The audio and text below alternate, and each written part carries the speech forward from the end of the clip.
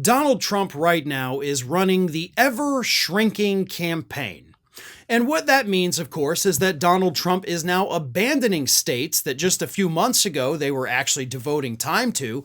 States like Minnesota, New Hampshire, Virginia, Arizona. They thought for sure Trump had a chance in those states when he was running against President Biden.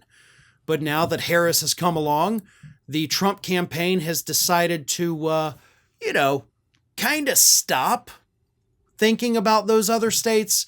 It wasn't Arizona, by the way, it was New Jersey. So I don't know why I said Arizona, but they're not really doing anything in New Jersey. They're pretty much done with New Hampshire, as his own staffers admitted. They're not doing anything in Minnesota. And by the way, with Tim Walz on the ticket, that would be a moot point at this point. So instead, they're focusing their efforts on the 7 swing states that they believe will determine the outcome of the election. And based on every poll, those 7 swing states will determine the outcome of this election. Here it is.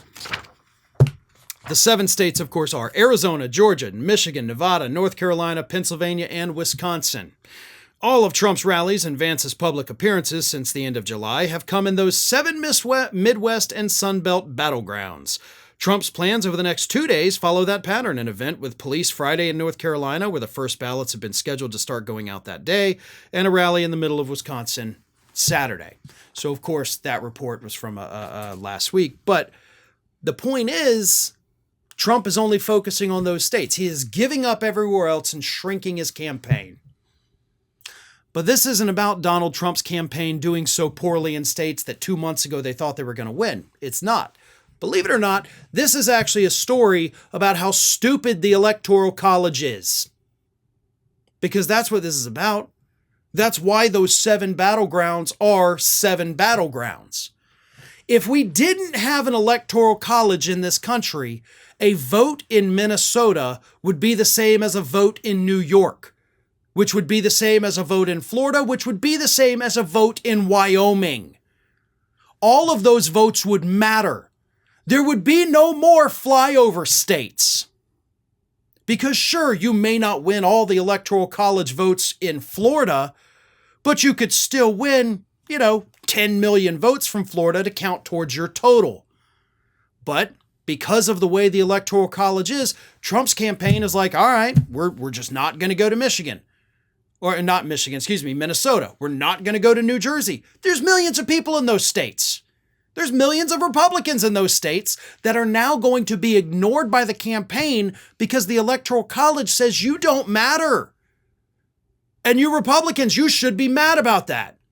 And believe it or not, there are Democrats in the state of Wyoming. But the Democrats aren't going to go do rallies in Wyoming and fight for your 3 Electoral College votes. Who cares about that, right? So the Democrats are telling you you don't matter because the Electoral College tells you you don't matter. So no, this was not a story about Donald Trump's campaign shrinking its operations to focus on swing states.